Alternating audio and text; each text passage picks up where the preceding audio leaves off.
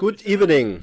I'm Claudio Celani. I'm the editor of the weekly newsletter of the EIR, which is the EIR Strategic Alert Service. And today with us is a special guest, Fabio Mini, who was a lieutenant general of the Italian army, was head of the general staff of the NATO Command for Southern Europe, and since January of 2001 he has led the Joint Command for Operations in the Balkans. From October 2002 to October 2003 he was commander of the NATO-led peacekeeping operation in the Kosovo war scenario, which within the framework of the KFOR mission Kosovo Force. General Mini is also an intellectual. He wrote numerous books. I'll mention two recent ones. One is Europe at War. Let's see if I have it here. It is Europe at War 2023. Then NATO at War in 2025. And then the last one, which was recently released, to which he wrote a preface, which is this one here. It is the famous text by Herman Kahn, the so-called Bible of nuclear war, which I think is a reprint. General Mini wrote a preface from which I would like to read just a few lines before beginning our interview.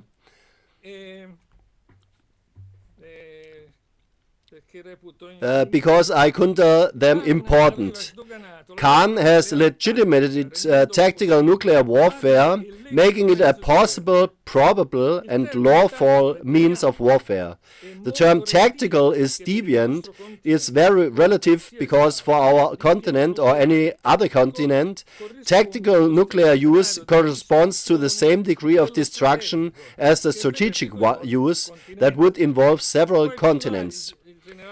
Later on, General Mini says that unfortunately today the political leadership is totally prey to emotion, fear and irrationality. And again, the current war between Ukraine and Russia is not at all a local issue. Indeed, it is the visible part of an open and bloody conflict with such a manifold of players, actors and extras against Russia today, against China tomorrow, and against the rest of the world the day after tomorrow. So, with this premise that puts us in a good mood, I would like to start the interview by focusing on another subject, which, however, we have mentioned right now, and that is China. General Mini is an expert on China, where he spent several years as a military attaché. And in fact, he wrote several things about China too. For example, he wrote the preface to a book by a great Chinese strategist, Qiao Liang. Here it is, The Arch of the Empire. And so I would like the general to tell us a little about China from the perspective of precisely those who know China, because today there is a lot of talk about it, but who talks about it often does not know it. In fact, Western media often give the impression that China represents a threat. But in reality, China has been responsible for far fewer military conflicts than example Western countries, right? What's your opinion? The observation you made at the beginning is correct. I mean, there are people who write, who speak, but do not know China. Or rather, they only have a stereotypical vision of China, with the usual slogans, the usual things. China is near, a famous slogan of Maoist groups in Italy in 1968. China is a threat, China is this and that. Well, all these positions still have a purpose in the sense that they want to highlight that China is not only a potential threat, it is also a threat currently. It has nothing to do with reality, with anything. If you want to build a threat about China, then that's one thing. we can start thinking about it. But if we want to build reality on China, it's a completely different thing. In Europe today, as well as in the United States, there's need for the Chinese threat.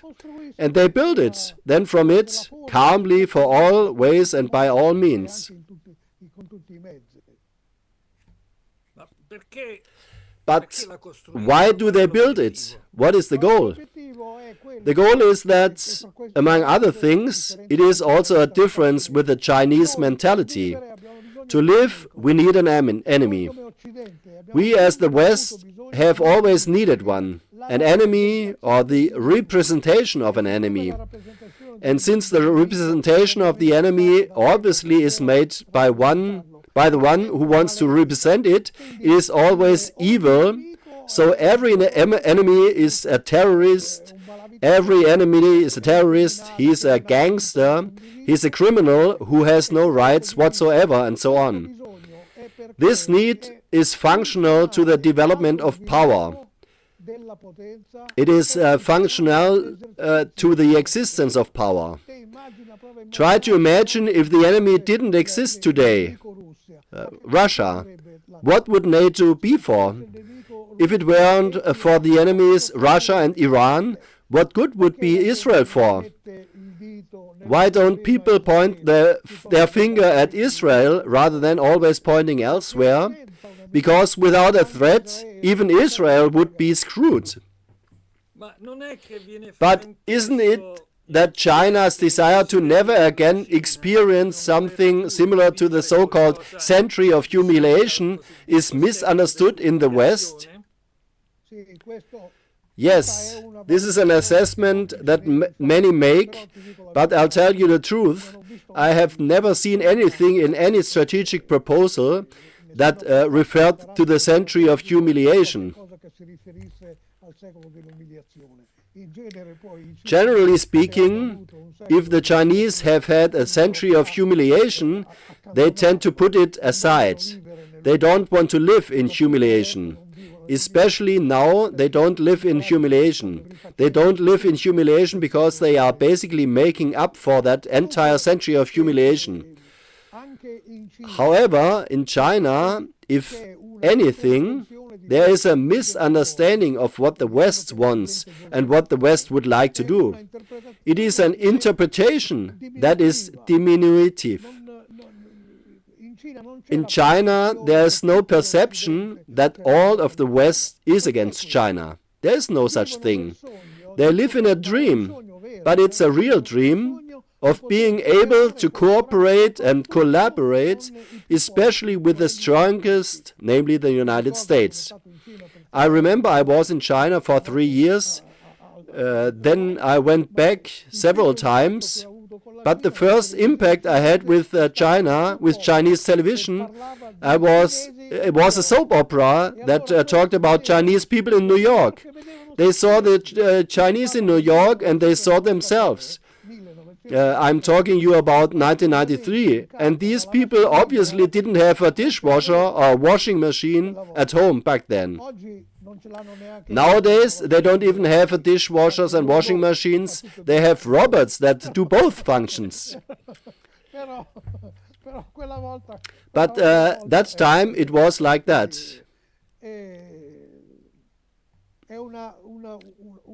It is a vision of the West that still has the character of a great power. China has not yet realized, for example, that Europe is not a great power, that no European nation is a great power, and that NATO, as an instrument of all, not only Europe, but also the United States, but also without the United States, of all Europe, that's not a power either. So they try to find something to counterbalance. They are not looking for a threat, they are looking for something to counterbalance. How will they react when they realize that it is not a power? Like they are reacting now. They want to do business. They are buying up everything. They are buying up companies, businesses that are doing poorly here. We blame the Chinese for buying. I blame the Americans for selling, especially Italians. We sell. And when someone tells me they all buy and they even buy in cash, they come here with suitcases full of money and offer me 100 million to take over my company, I ask, what did you do? I took the 100 million. Well, we no longer have entrepreneurs. Look at the story, even in the United States. In the West, we have gone beyond the phase of great entrepreneurs, of self-made men who started from the bottom and did things. Today, our great entrepreneurs, especially the Americans ones, are those who traveled on the web. They are the ones who do things that are not seen and above all make money, because that's what they tend to do. The Chinese, on the other hand, remained a step behind. They still want to see someone who does something concrete and did not follow the hype. They do not follow Bezos' illuminations and others. It reminds me that a large delegation from the German government left for China today with a lot of entrepreneurs in tow. And then a few days ago, Chancellor Merz made a 180-degree turn from the policy of previously called decoupling, eventually becoming de-risking, and he spoke of strategic partnership with China. Is anything changing? Well, if anything, something is coming back, because I was there in those years I told you about, and Germany, not the European Union, Germany was the leading exporter to China, and the Chinese bought everything that came from Germany. Everything, even the junk. They bought them based on the good name that German technology had and on the primacy that German technology also had on the global level. The Germans capitalized on that and were the leading exporter to China, and they really loved it. I'm telling you the truth.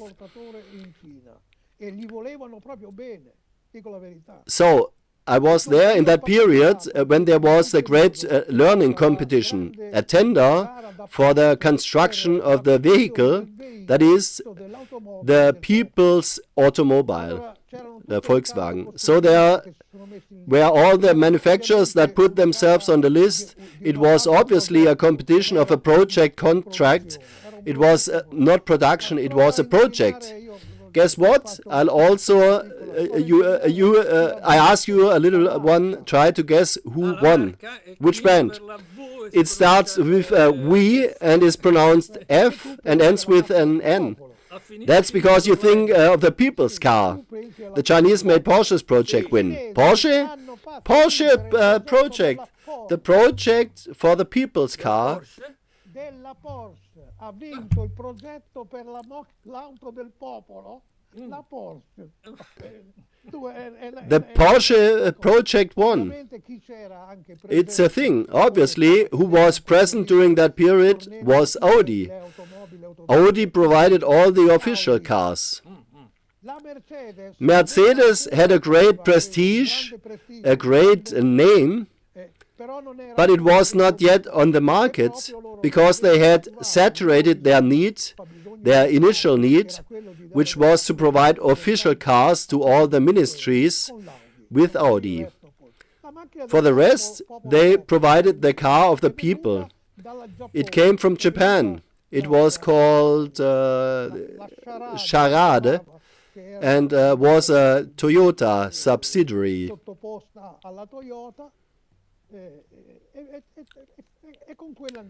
They made taxi cars with that one. They produced it in Tianjin, China. And it was the same model, identical. I bought the Japanese model at that time, while they were doing the Chinese model in China. In China, the Chinese model was losing its bolts on the road. Mine, on the other hand, was made in Japan or somewhere else, and never lost a bolt in its life. But still, the Mercedes brand was a high in value. I witnessed an accident with a car, a Mercedes, which belonged to a businessman, of an entrepreneur who was there in China, who hit someone who was walking. He was crossing a small street, and the driver did not see him. He was not really injured, but the policeman came, and I expected that I saw now this guy is going to wreck the Mercedes because he ran over the man.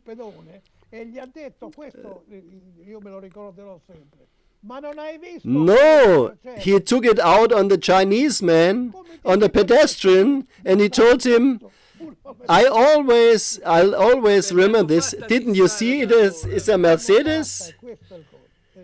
How did you dare to run over a Mercedes? Well, they come on way since then. Yes, they come on a long way, and this is a big deal. But anyway, getting back to China's overall strategy, it seems that it is not based on the demonstration of military force, as you said, but on win-win cooperation with other states.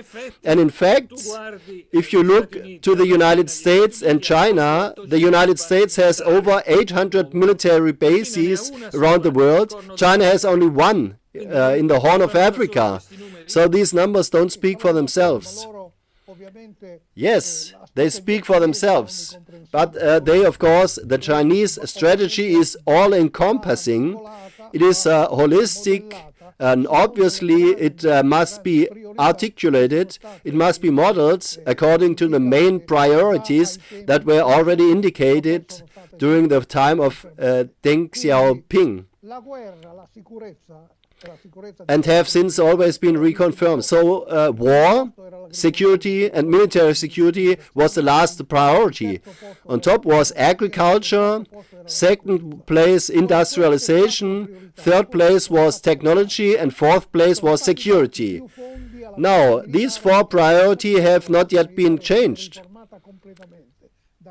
More funds have been allocated to the military side because in the meantime the military part has been completely reformed from a completely popular army, from an army completely scattered across the territory with no unified command.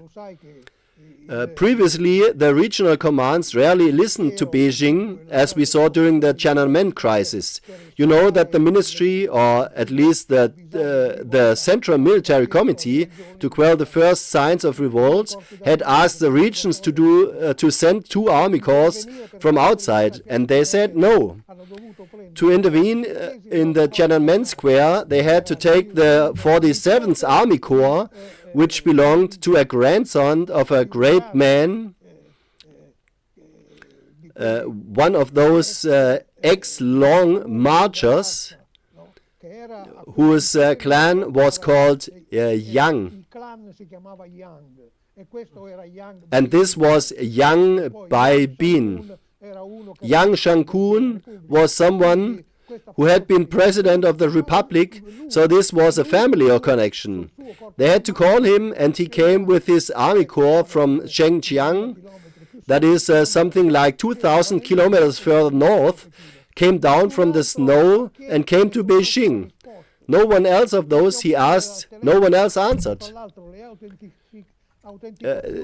Deng Xiaoping was on the phone because, among other things, called authentications were able to harden his phone. Communications were spoken, not with codes. You could hear this one talking, you could recognize that one, the other one. There was no artificial intelligence that could have someone else speak with my voice.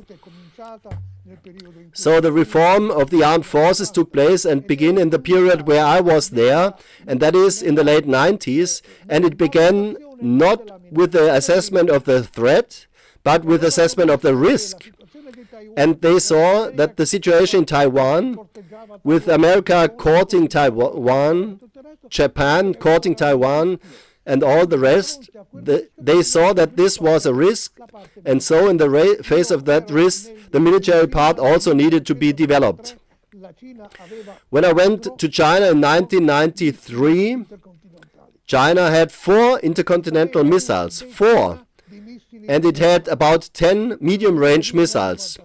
I left in 96 when they were doing exercises in the Taiwan Sea, and during the exercise they had mobilized something like 200 medium-range missiles.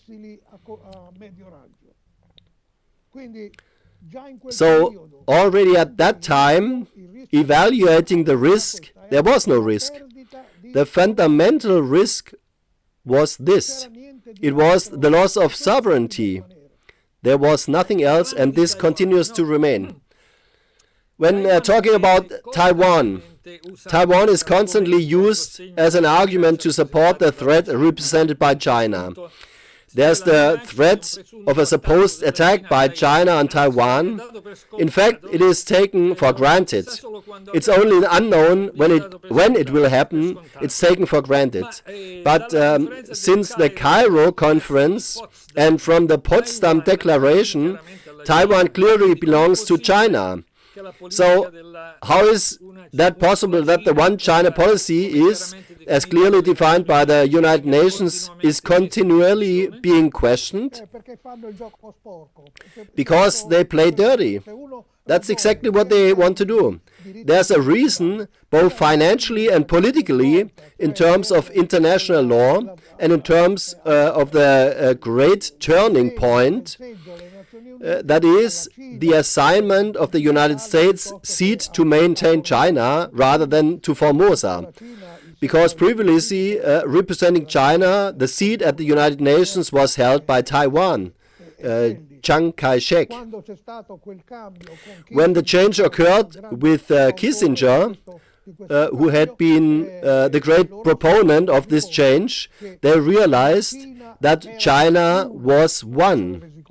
Or better, they managed to put on the table the issue that China was one. I still have the 1995 China phone book with me. It is a tall book this thick. All of China was a booklet this thick. It's divided by provinces, and when you opened the Taiwan pages, they were blank, and on top was written that Taiwan was temporarily absent. That was the thing. That temporarily absent. It's still there. It's still there.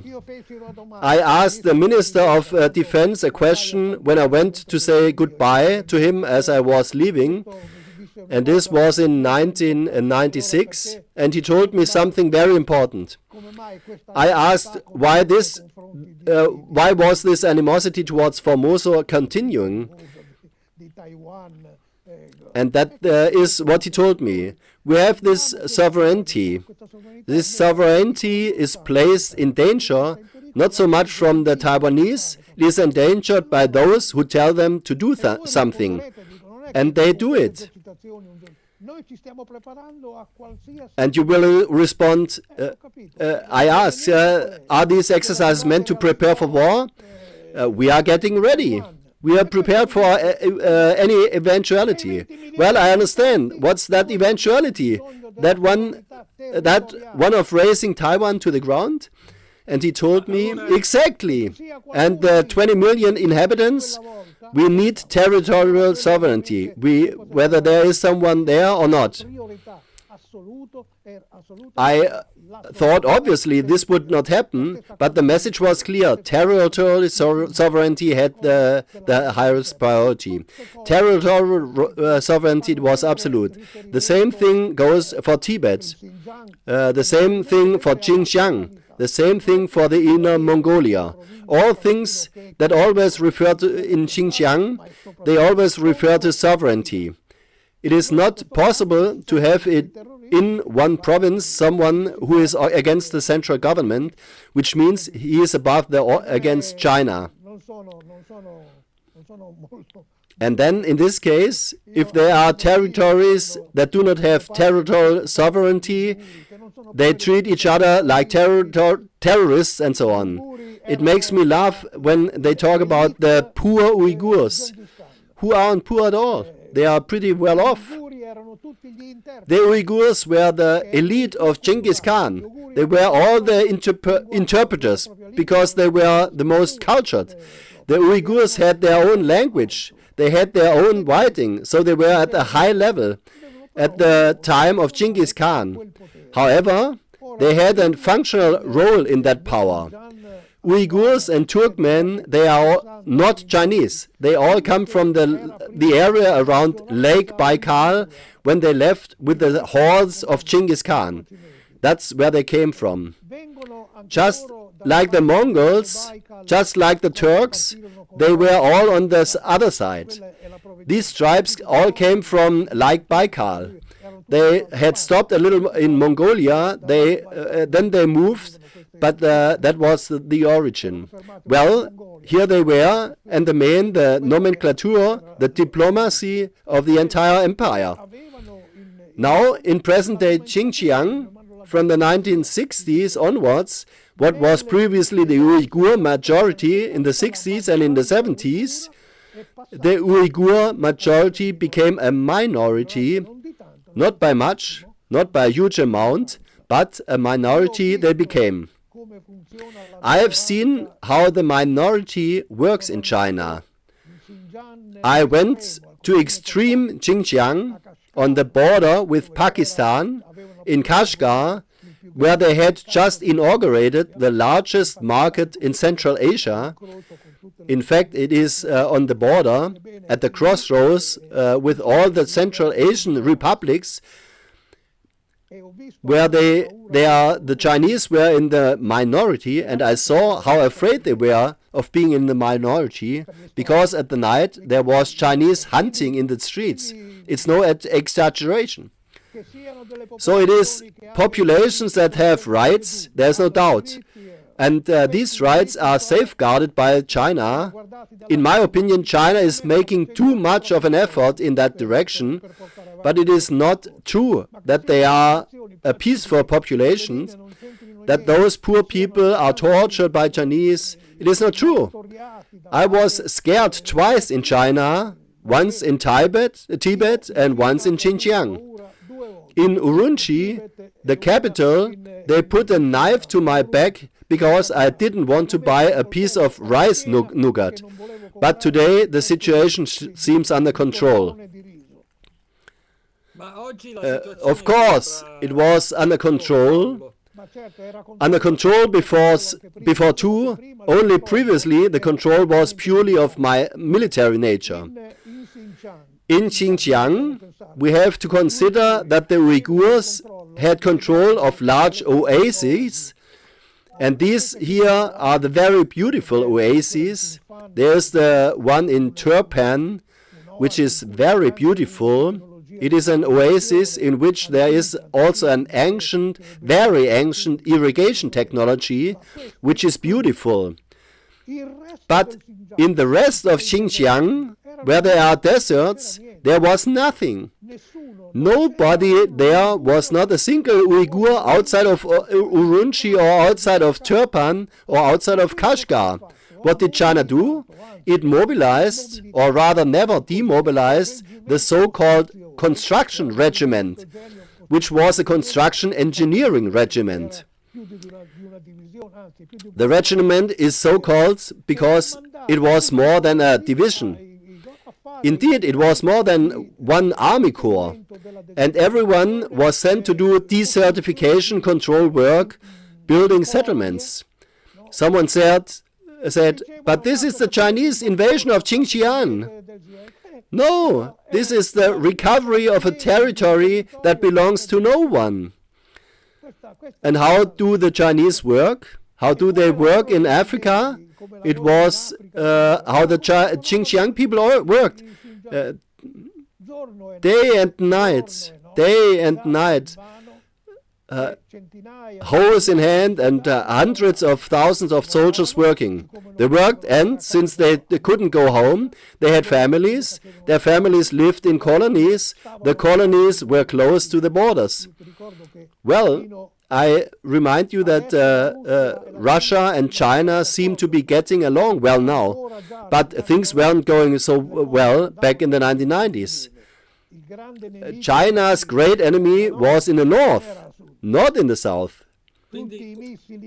All the missiles they had, those 4 they had, were arrayed in the mountains. So they were down there in the caves in there. They were turned against Russian territory. They were not turned on the other side. So the so-called forced labor was done by the military, not by the Uyghurs. Yes, and in their logic it wasn't forced labor, it was work they had to do. They were conscripted, you could say, right? But no, it was their task. Sorry, we have our genio, the engineer corps of the army, that come, any misfortune, any flood, they get mobilized. They move and do their work, open the roads, close the dams.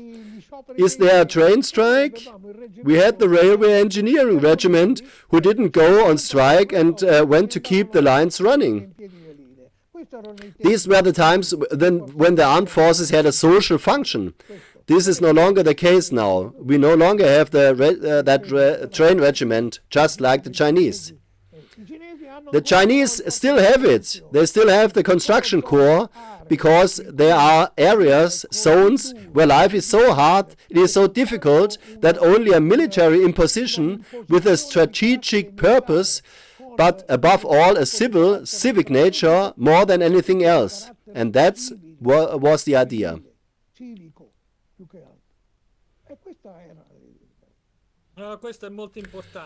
This is very important. Back to Taiwan.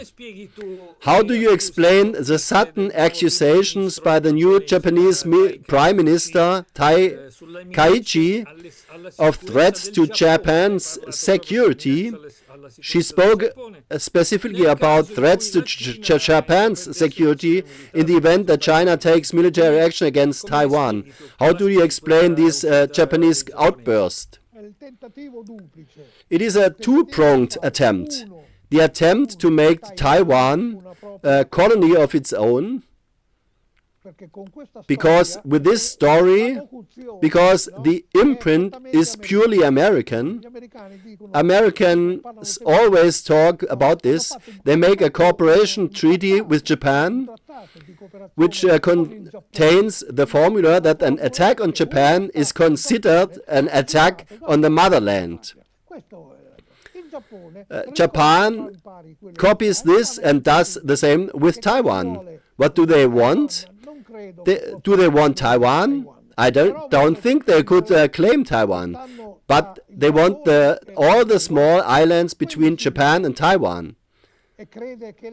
Yes, they want those. China wants them too. Sure, China always also wants them because China claims sovereignty over that.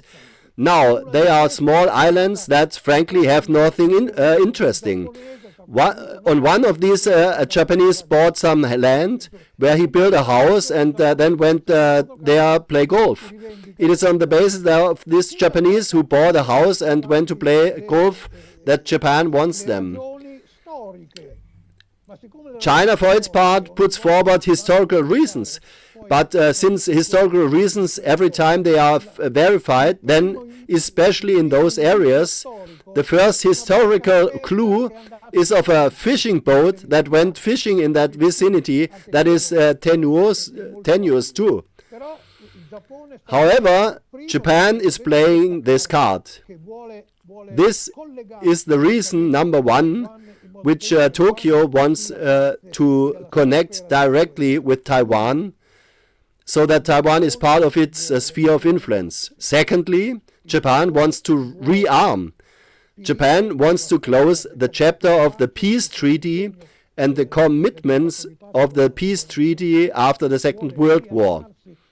They want to rearm legally not surreptitiously as they do now. And this is since the years I was there. My Japanese colleague was just talking about this. He didn't care about the peace treaty. What did he say? We need this and this. But how do the Chinese react to these provocations? Since the Chinese know better, they let it happen. They let it go until it gets stuck. They do not exceed a threshold of what is the limit. They, the Chinese, can say whatever they want, but the day when there is a corvette which lands near the islet of the fishermen who are down there, they will sink it. China has also taken steps to create its own national airspace that even covers also a part of Japanese territory at sea as an airspace of competence. They say it's for flight safety, and it's true, but that too is already fixed a point. The Chinese, I tell you the truth, not only have patience, indeed I've always seen very little patience in the population. They are also quarrelsome, they are avid gamblers, they bet on everything. But what they have is, when you put them in front of a situation or in any case of risk to sovereignty, for China as an agent in the world, as a power in the world, no, not a hegemonic power, but a power. The Chinese, if we go and see, they just want to have the peace they deserve. They deserved their peace before, and we treated them as if they had always been marginal. I was sent to China with the warning, look, we don't care about China, you are going to an area that is marginal for us. Very good. Then, when I came back, they realized that it was not marginal. And now, they are still going to read what I wrote to them to understand that it was not marginal.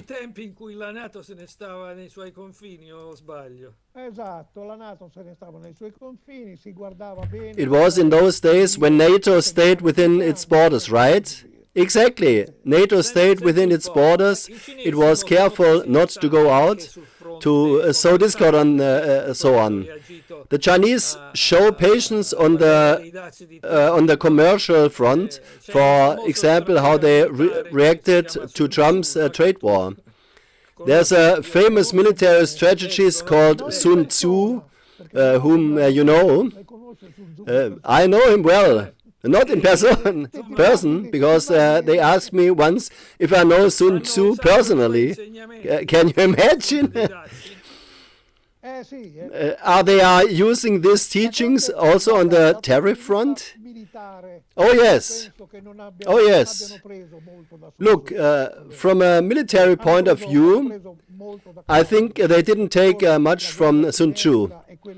They took a lot from Clausewitz because of kinetic warfare.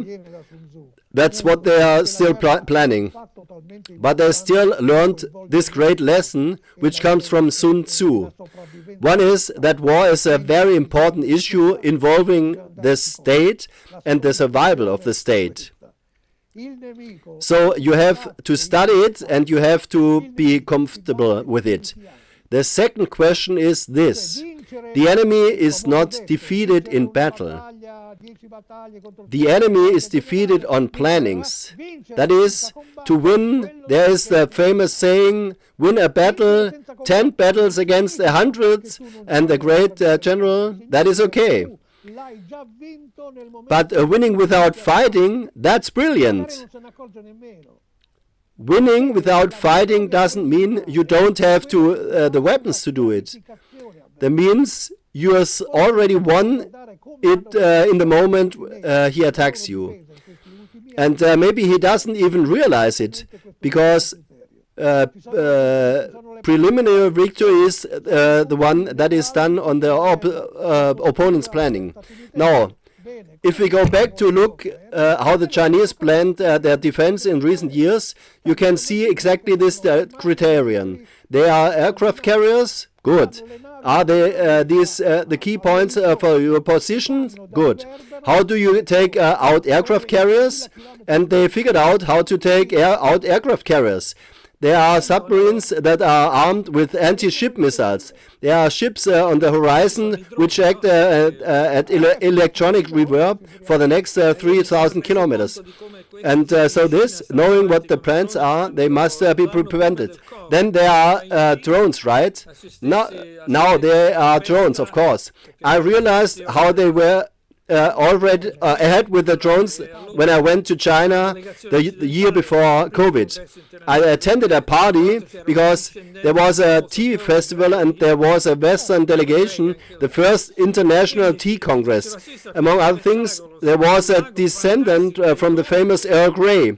And then they made us witness the show of the lake. Fantastic drones that I had never seen like this. Figures drawn by luminous drones in the night. Fantastic.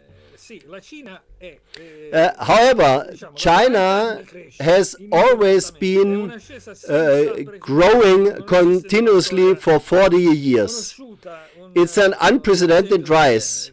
There is no example of this in known history. The poor country has now become an economic power, leader in many sectors. What do you attribute to this success to?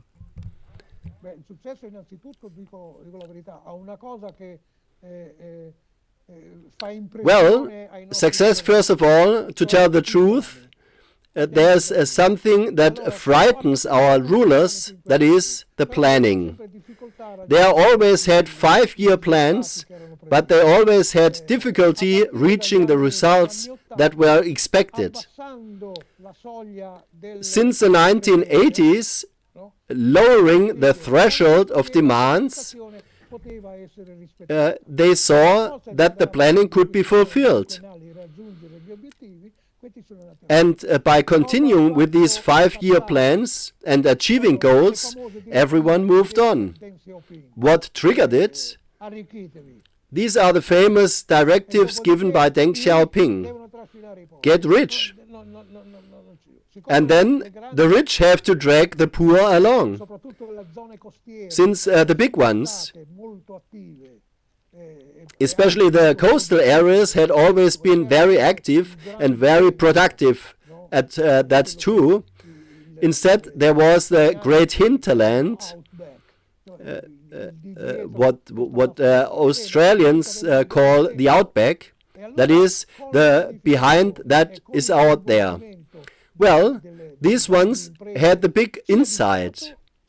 And then, with the planning and with the involvement of large companies, both state and private, because a leap they made is to have given more free rein to private enterprises or to private companies, because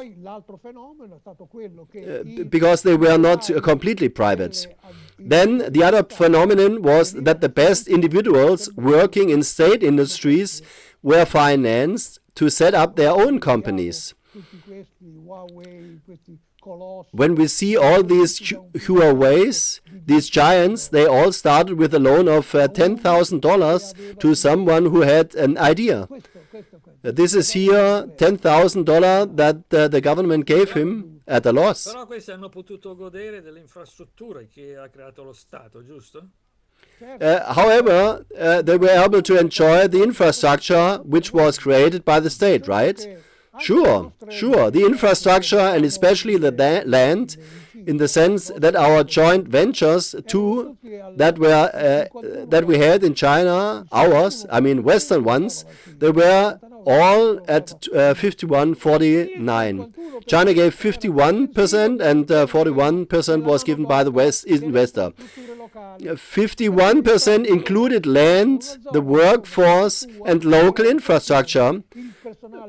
So basically, they assigned a zone, and they would tell you this is yours, but be careful, the labor force you need to hire, I'll tell you whom you will hire. And so it went. With the great experiments made with special economic zones that there had been created, I went to two of them, and they were awesome. Very high level of production, but also very high professionalism. In these special economic zones, everything happened. You could, during the time I was there, annual growth had gone from 14% to 11%. So it seemed strange to me why 14%. This thing for our national criteria of the European ones, they were already stratospheric. But even for China, there was something strange for me. I went to see, I got broken data, and I saw that the 14% increase was an average for all of China. But on the coastal areas, in practice Shanghai, but also in lower Fujian, and also the part of the island of Hainan, the annual increase was 32%. And the Chinese had, the government, had the problem of overheating growth. They had to slow down the growth because they realized that the economy was overheating, and they were also producing some things that were not tangible. It was money that was circulating, which was pouring in, but it wasn't clear where it was going. And then, in that case, this cooling they managed to get with measures specifically to slow down development in certain areas, focusing more on quality than focusing on quantity. Noi in Cina davamo delle cose molto importanti. Avevamo la Iveco. In China, we had some very important things.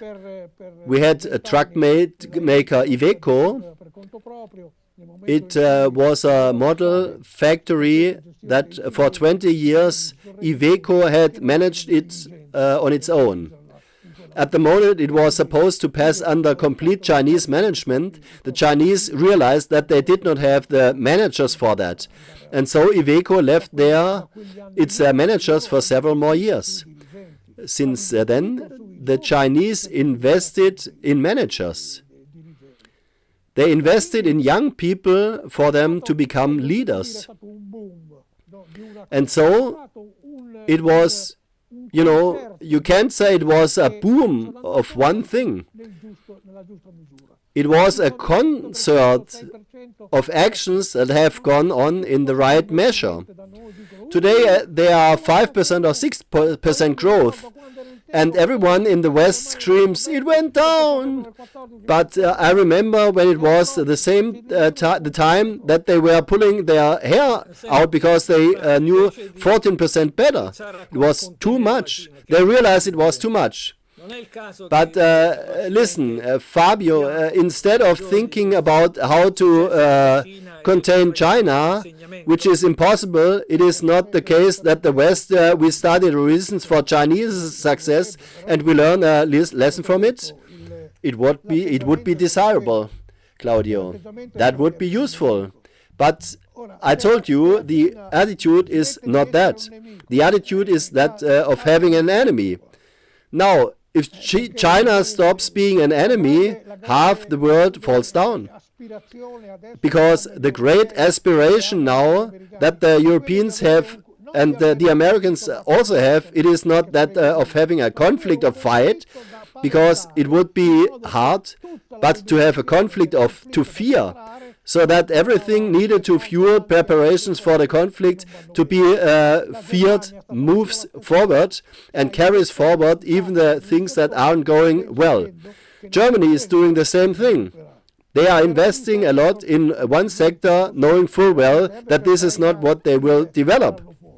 But they probably need it, I don't know, but they need it to pull the rest, take it out. Now, look, it's not a coincidence, but this taking it out only means that you had to have something external that would give you an anchor. That's why they went to China. Because the anchor is a lifeline, but above all it is not for real production. It is the one coming from China to Germany. Obviously, France doesn't agree, but still. But at least this gives us hope that the rearmament stops there, in short, that we don't move forward and there is no war economy that leads to war. No, the war economy that leads to war is a failure. I mean, it's an economic failure, a commercial failure, a failure of a state and institutional nature as well. It's a failure. I can understand, one can understand the preparation for war. When there were two blocks, there was this arms race. It was much more mitigated than it is now. It was there anyway, but the goal was balance. Nobody wanted to get to the big showdown. Today, the game that our Europeans are playing is exactly that of saying, let's move on. Let's move this thing forward, but then we won't go to war anyway. There's a small detail that we don't have the resources, not even for the preparation. And here I don't know if Germany may at this time say we have the resources to do something that goes into the preparation in this direction. I don't know. Maybe they have them. There will be a surplus of something. They don't have so much debt as we do. But we have it instead. America has debt. We don't, these things. See, you quoted Kyo Liang in the book In the Arch of the Empire. He wrote this book in 2015 and it went completely unnoticed. Also because he then wrote freely, but he wrote books in Chinese. And he didn't even have them translated. Then those in the West who were interested had translated it for himself. But who betide anyone who spread it around like that? Because what he said in 2015 was, it's happening now. In 2015 he was talking about de-dollarization. He was talking about creating a market that had a reference out of the dollar. So these are all things that are happening now. Had we had read this in 2015, I took the liberty to promote it in 2025 to 22 to 23, something like that. But that was it. And if you go and see this discussion about the function of the dollar and the dollar system, it's obvious. What Americans are doing now goes in the exact opposite direction than the forecast, in the sense that they want to strengthen the dollar, they want to increase the debt, they want to make everyone else their customers. And Trump even wants to force customers, because they have to buy certain things. And this can go for a while, but then the Americans will realize. But still I see the attempt to save paper with paper. Yes, yes. Which therefore saves nothing. What worries you more? German rearmament, or what would be done if the Brussels and Macron line passes to carry European rearmament with Eurobonds? Which one worries you most? Number two, I always have a lot of confidence in the rationality of national governments. Always a lot of confidence. Why a national government? It can express rationality up to a certain point. I wish that Germany have this kind of rationality, that there is a rational purpose for this thing here. But when we get together, England, Great Britain, Poland, France, and some other gadgets in the back, and the Baltics. Ah, here we are. We are throwing the Baltic countries into the mix. Rationality no longer exists, and it's gone. And anything can be expected. Eurobonds? Are we kidding? Germany can afford to make bonds on their own, but when it has to flow into the system, which is entirely made of debt of the entire European sector, the hell are you going yourself into? But then one thing is what decides a nation unto itself for certain objectives, national interests, etc. Another matter is what Brussels would decide from a pan-European point of view of this so-called European sovereignty, precisely in the planning of rearmament, what to build, where to buy, etc. Exact. This pan-European thing, however, is something I don't believe that the European Union acted in a pan-European sense. I only know that the nomenclature, which is in Brussels, a bureaucratic nomenclature, has imposed some things that were against everyone's interest. What interest did we have to go to war in Ukraine? They still have to explain it to me. We had no interest. What interest do we have? What interest do we as Italians have in it? But this also applies to Germany and other countries, to put on a hard face against another power, which is a continental one.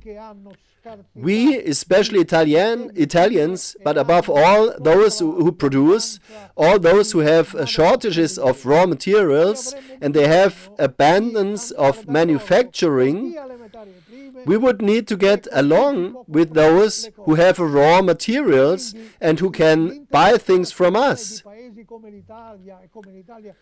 So, the national interest of countries like Italy, and I'm not only talking about Italy, the supreme national interest is that of international cooperation. It is to have no enemies. The moment you have enemies, you also have the obligation, of course. The obligation comes naturally to you to go and solve problems, to try to solve problems with weapons, which doesn't work.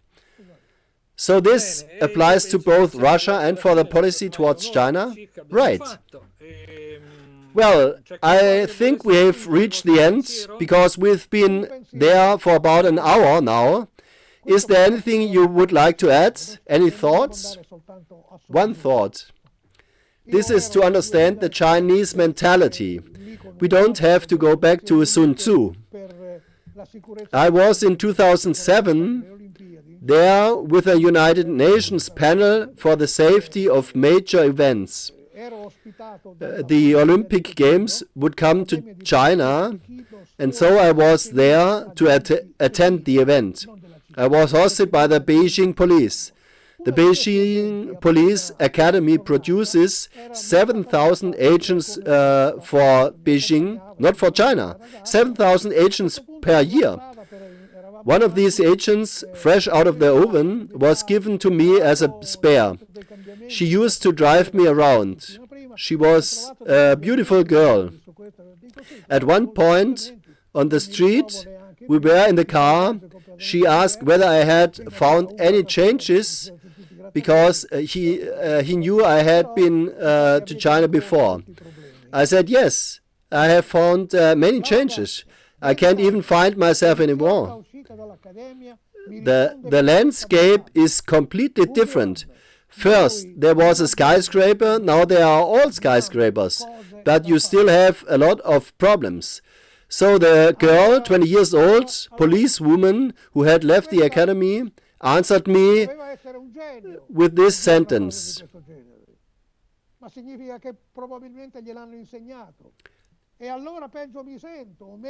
By Guan, we have no problems. We had things to do. So either she was a genius to say something like this, or probably they taught her. And then I feel worse, or rather I feel better, because it means that the directive is that of having no problems, but only having things to do, a to-do list according to priorities. And then is that a thing to do? It is becoming a problem when you don't even know how to solve it, when you don't have the resources to solve it, and maybe you don't even want to solve it. We in Europe always have problems. They turn them into things to do. It seems to hear a Confucian maxim. Well, it wasn't. Confucius never said something like that. All right. I thank you for this chat. Thank you.